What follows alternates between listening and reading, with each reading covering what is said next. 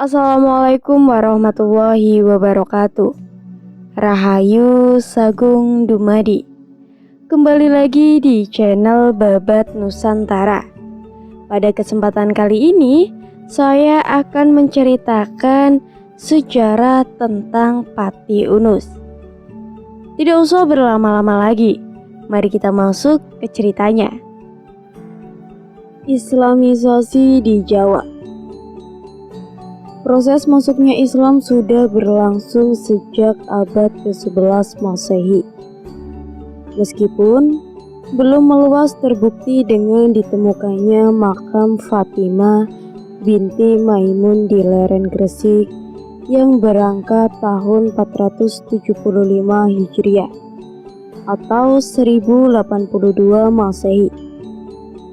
Berita tentang Islam di Jawa pada abad ke-11 dan 12 Masehi memang masih sangat langka. Akan tetapi sejak akhir abad ke-13 Masehi dan abad-abad berikutnya, terutama ketika Majapahit mencapai puncak kebesarannya, bukti-bukti adanya proses Islamisasi semakin banyak dengan ditemukannya beberapa nisan kubur di Troloyo, Trowulan, dan Gresik. Bahkan menurut berita Mahuan tahun 1416 Masehi, di pusat Majapahit maupun pesisir, terutama di kota-kota pelabuhan, telah terjadi proses Islamisasi dan sudah pula terbentuk masyarakat Muslim. Islamisasi di Jawa semakin berkembang tatkala kerajaan Majapahit mengalami kemunduran. Dan hal itu memberi peluang kepada raja-raja Islam pesisir untuk membangun kekuasaan Islam yang berdiri sendiri. Akhirnya, di bawah pimpinan Sunan Ampel Denta, Wali Songo bersepakat mengangkat Raden Fata menjadi raja pertama Kesultanan Demak, Kesultanan Islam pertama di Jawa, dengan gelar Senopati Jimbun Ngabdurrahman Panembahan Palembang Saidin Panatagama. Kesultanan Demak merupakan kesultanan Islam pertama di Pulau Jawa yang terletak di daerah pesisir utara Jawa. Kesultanan ini merupakan peralihan dari kerajaan Hindu-Buddha yang kemudian menjadi kesultanan Islam. Sedangkan Demak adalah kota penting di tepi pantai Jawa yang menjadi persinggahan kapal-kapal dagang dari berbagai wilayah.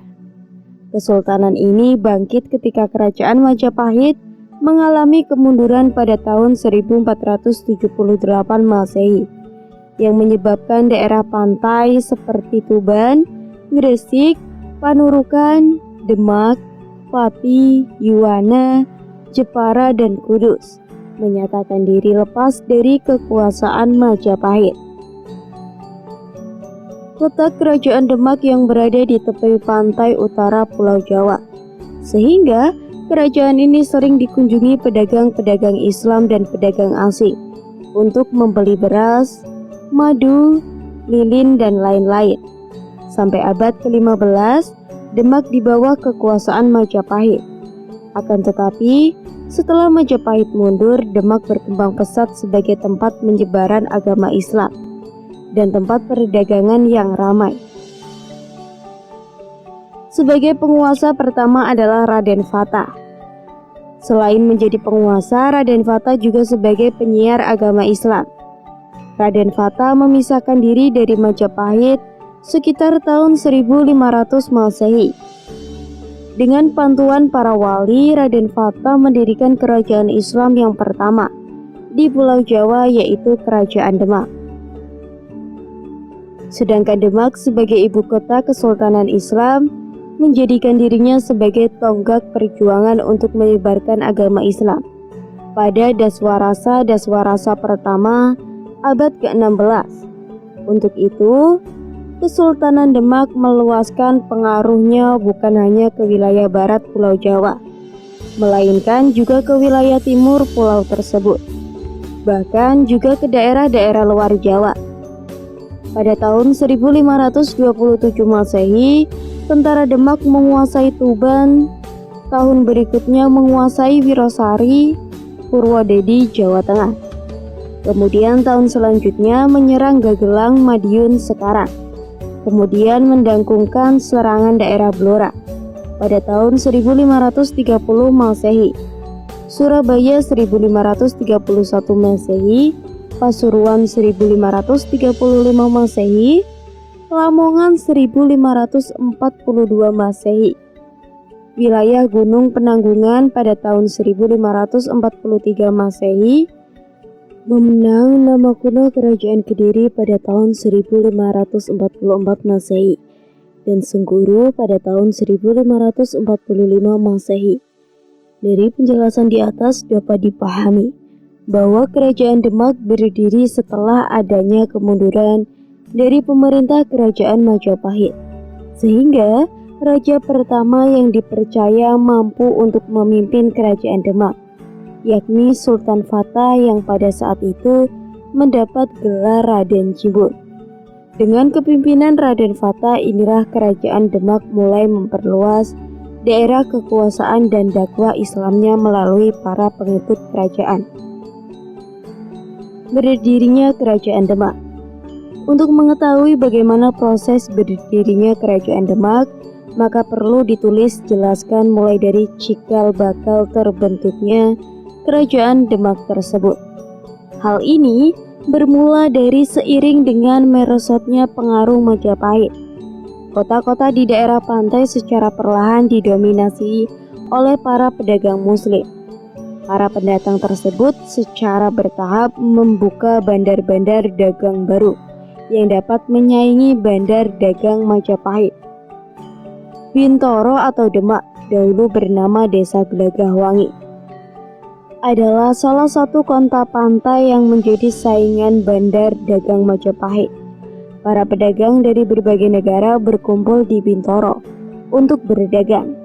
Pada masa Raja Kertabumi memerintah Majapahit pada tahun 1474 sampai 1478. Demak dipimpin oleh seorang adipati yang beragama Islam, yaitu Raden Fatah. Raden Fatah merupakan putra dari Raja Kertabumi dan istri Cina yang disuruh oleh Arya Damar atau Suang Liong di Palembang. Demak di bawah Raden Fatah menjadi kota yang sangat maju, sebab letaknya sangat strategis. Kepemimpinan yang handal menyebabkan Demak semakin dikenal oleh kalangan pedagang, baik dari dalam maupun luar Nusantara. Hal inilah yang kemudian dapat menyaingi kehebatan Majapahit dalam bidang perniagaan. Raden Fatah dalam waktu singkat dapat mengumpulkan orang-orang beragama Islam yang fantastik, baik keturunan Cina maupun Jawa, yang bermukim di Demak. Orang-orang tersebut disusun menjadi kekuatan dan digunakan sebagai angkatan perang yang dimiliki oleh Kadipaten Demak. Hal tersebut merupakan keberhasilan Raden Fatah dalam membuat suatu wadah bagi masyarakat Islam yang lambat laun berubah menjadi semacam kekuatan, baik dalam militer, kekuasaan maupun ekonomi. Kekuatan tersebut selanjutnya menjadi modal utama bagi Kerajaan Demak untuk memisahkan diri dari Kerajaan Majapahit.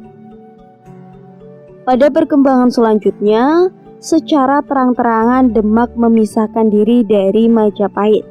Keberhasilan tersebut tentunya tidak terlepas dari bantuan daerah-daerah pesisir seperti Jepara, Surabaya, Kudus, dan Banten. Demak menjadi kerajaan yang berdiri sendiri dan bercorak Islam. Pada tahun 1478 Masehi, dengan raja pertamanya yaitu Raden Fatah, dengan gelar Sultan Sri Alam Akbar atau Senopati Jinbun Ngabdur Rahman Panembahan Palembang Sayyidina Pantagama. Dari penjelasan di atas dapat dipahami bahwa pada mulanya Raden Fatah hanya seorang yang berkedudukan adipati yang dinaungi oleh kerajaan besar yang bernama Demak. Namun berkat kegigihan, keuletan kerja keras dan kecerdasan dari Raden Fatah sehingga ia mampu untuk mencari pengikut yang fanatik dan siap berkorban, maka Demak yang dipimpin olehnya mampu dikenal oleh semua penjuru dan dapat menyaingi perdagangan yang dilakukan oleh kerajaan Majapahit.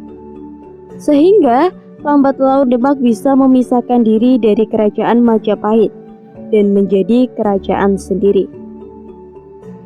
Raja-raja Kerajaan Demak. Pada masa kekuasaan Kerajaan Demak, maka terdapat sultan-sultan yang pernah menjabat sebagai Sultan Demak, yaitu Raden Fatah pada tahun 1475 sampai 1518 Masehi. Raden Fatah lahir di Palembang pada tahun 1455 Masehi dan wafat di Demak pada tahun 1518 Masehi. Beliau adalah putra Raja Majapahit Brawijaya kelima, dan ibunya adalah seorang putri Cina yang bernama Dewi Neng Endang Sasmitapuri. Menurut Babatana Jawi, putri Cina itu adalah putri dari Kiai Batong. Ketika Raden Fatah dalam kandungan, bapaknya menitipnya kepada Gubernur Palembang. Di sanalah Raden Fatah lahir. Proses penitipan itu terjadi karena Brawijaya ingin menobatkan putri Cina itu sebagai permaisuri. Akan tetapi permaisuri Brawijaya itu Ratu Dwarawati tidak menginginkan hal itu, sehingga Brawijaya meminta anaknya yang berada di Palembang itu, Raden Arya Damar, untuk membawa putri Cina tersebut. Dari putri Cina itulah Raden Fatah lahir yang kelak menjadi sultan pertama Kerajaan Demak, dan beliau wafat pada tahun 1518 Masehi. Setelah kelahiran Raden Fatah, Arya Damar menikahi putri Cina itu dan dikaruniai putra yang bernama Raden Kusain. Kedua anak itu, Raden Fatah dan Raden Kusain, kemudian disuruh pergi ke Pulau Jawa. Raden Fatah disuruh belajar ilmu keagamaan kepada Sunan Ampel, sedangkan Kusain disuruh mengabdi kepada kerajaan Majapahit. Alhasil, setelah keduanya sampai di Ampel, Kusain mengajak Fatah untuk mengabdi kepada Majapahit. Namun, Fatah tidak mau karena Raja Majapahit masih beragama Hindu dan lebih memilih tinggal di Ampel, menjadi santria Sunan Ampel. Sebelum menjadi sultan di daerah Gelagawangi yang kelak menjadi Demak, Raden Fatah ditugasi untuk membuka pesantren di sana. Gelagawangi terletak di tepian Sungai Tuntang yang sangat luas, sehingga bisa dilayari oleh kapal yang bisa berlayar di lautan. Tak lama kemudian daerah itu berkembang dengan jumlah penduduk sekitar 10.000 jiwa. Perkembangan itu akhirnya diketahui oleh Prabu Brawijaya kelima dan menanyakan kepada Adipati Terung Pacanto yang nama kecilnya adalah Kusain. Kemudian Kusain mengatakan bahwa yang berkuasa di daerah Gelagawangi itu adalah putra Prabu Brawijaya. Akhirnya Raden Fatah diangkat untuk menjadi adipati di daerah Gelagawangi yang akhirnya dikenal dengan Demak. Selain nyantri di Sunan Ampel, Raden Fatah juga adalah salah satu muridnya Sunan Kudus yang ulung. Setelah memimpin kerajaan Demak, Raden Fatah selalu didampingi Sunan Kudus. Raden Fatah memang sungguh-sungguh ingin mengembangkan Islam sesuai dengan cita-cita guru-gurunya. Beliau sangat menginginkan agar agama Islam menjadi agama yang unggul di antara agama-agama yang lain. Usaha untuk mengembangkan Islam bisa dibuktikan dengan pengembunan Masjid Demak, yang pada akhirnya dijadikan pusat pendidikan kerajaan Demak. Selain dalam bidang keagamaan, Raden Fatah juga membangun sistem pemerintahan Demak yang bagus.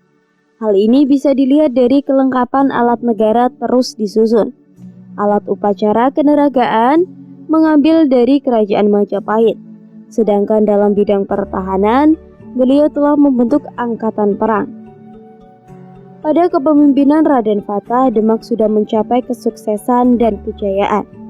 Dalam masa pemerintahan Raden Fatah, Demak berhasil dalam berbagai bidang. Di antaranya adalah perluasan dan pertahanan kerajaan, pengembangan Islam dan pengalamannya, serta penerapan musyawarah dan kerajaan sama antara ulama dan umara. Keberhasilan Raden Fata dalam perluasan dan pertahanan kerajaan dapat dilihat ketika ia menaklukkan Gerindra Wardana yang merebut tahta Majapahit, hingga dapat mengambil alih kekuasaan Majapahit. Selain itu, Raden Fata juga mengadakan perlawanan terhadap Portugis yang telah menduduki Malaka dan ingin menggunakan Demak. Ia mengutus pasukan di bawah pimpinan putranya, Pati Unus atau Adipati Unus atau Pangeran Sabranglor. Meski akhirnya gagal setelah Raden Fata wafat, kepemimpinan Demak dilanjutkan oleh putranya yang bernama Pati Unus. Pati Unus pada tahun 1518 sampai 1521 Masehi. Setelah Raden Fata wafat, tahta kerajaan Demak dilanjutkan oleh anaknya yang bernama Pati Unus dengan gelar Sunan Demak Shah Alam Akbar. Pati Unus dikenal dengan Pangeran Sabranglor. Beliau seorang raja yang tegas dalam mengambil keputusan dan seorang kesatria bangsawan. Beliau memimpin kerajaan selama 3 tahun, yaitu dari tahun 1518 sampai 1521 Masehi. Semangat perang Pati Unus telah tampak sejak Demak dipimpin oleh bapaknya, sehingga ia pernah ditugasi untuk memimpin tentara Demak untuk menyerang Portugis. Meski akhirnya mengalami kekalahan akibat ombak yang sangat besar dan kuatnya pasukan Portugis, tak lama setelah menjabat Sultan Kerajaan Demak, ia merencanakan serangan terhadap Malaka yang saat itu sudah dikuasai oleh Portugis. Pada tahun 1512 Masehi, Demak mengirimkan armada perangnya menuju Malaka. Namun setelah armada sampai di pantai Malaka, armada Pangeran Sabranglor dihujani meriam oleh pasukan Portugis yang dibantu oleh menantu Sultan Mahmud, yaitu Sultan Abdullah Raja dari Kampar. Serangan kedua dilakukan pada tahun 1521 Masehi oleh Pangeran Sabranglor atau Adipati Unus, tetapi kembali gagal. Selain itu, dia berhasil mengadakan perluasan wilayah kerajaan. Dia menghilangkan kerajaan Majapahit yang beragama Hindu, yang pada saat itu sebagai wilayahnya menjalani kerajaan sama dengan orang-orang Portugis. Adipati Unus wafat pada tahun 938 Hijriah atau 1521 Masehi. Kemudian kepemimpinan Demak digantikan oleh Sultan Trenggana. Yang ketiga, Sultan Trenggana pada tahun 1521 sampai 1546 Masehi.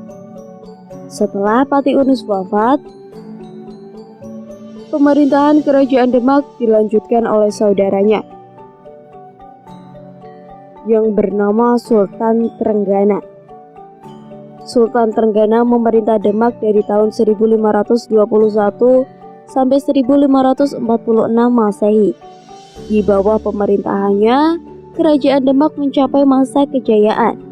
Sultan Trenggana berusaha memperluas daerah kekuasaannya hingga ke daerah barat, yaitu sampai daerah Banten, dan ke timur sampai ke kota Malang.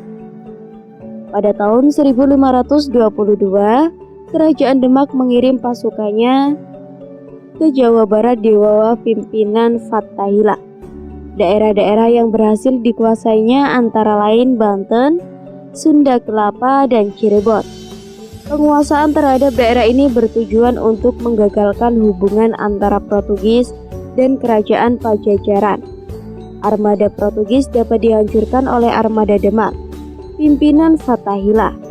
Dengan kemenangan itu, Fathahillah mengganti nama Sunda Kelapa menjadi Jayakarta. Peristiwa yang terjadi pada tanggal 22 Juni 1527 Masehi itu kemudian diperingati sebagai Hari Jadi Kota Jakarta. Dalam usaha memperluas kekuasaannya ke Jawa Timur, Sultan Trenggana memimpin sendiri pasukannya. Satu persatu daerah Jawa Timur berhasil dikuasai, seperti Madiun, Gresik, Tuban, dan Malang. Akan tetapi ketika menyerang Pasuruan, Muhammad Sultan Trenggana gugur. Usahanya untuk memasukkan kota pelabuhan yang kafir itu ke wilayahnya dengan kekerasan ternyata gagal. Dengan demikian, maka Sultan Trenggana berkuasa selama 25 tahun. Sepeninggalan Sultan Trenggana, keluarganya mengalami perpecahan terikat dengan siapa yang akan meneruskan kepemimpinan Demak. Kemudian adik dari Sultan Trenggana menaiki tahta kerajaan pada tahun 1546 Masehi. Karena banyak keluarganya tidak setuju atas kepemimpinan Prawoto, maka Adipati Jibang Bojonegoro Arya Penangasan membunuh Prawoto pada tahun 1546. Dari perpecahan itu timbullah pembunuhan yang pada akhirnya kerajaan Demak berakhir pada saat itu. Bahkan dikabarkan kerajaan hancur karena pertempuran keluarga tersebut. Dari penjelasan di atas dapat dipahami bahwa kerajaan Demak selama masa berdirinya kerajaan tersebut dipimpin oleh 4 orang raja yang semua itu merupakan anggota keluarga kerajaan. Dengan adanya 4 kepemimpinan tersebut, maka terdapat pula 4 macam jenis model kepemimpinan. Hal ini disebabkan oleh karakter dari masing-masing pemimpin kerajaan tersebut. Sekian cerita yang dapat saya sampaikan. Mohon maaf apabila ada salah kata atau pengucapan kata. Tetap dukung channel Babat Nusantara dengan cara like, komen, dan subscribe. Tetap stay tune di channel Babat Nusantara agar tidak ketinggalan video-video terbaru dari channel ini. Saya pamit, Rahayu, Rahayu, Rahayu.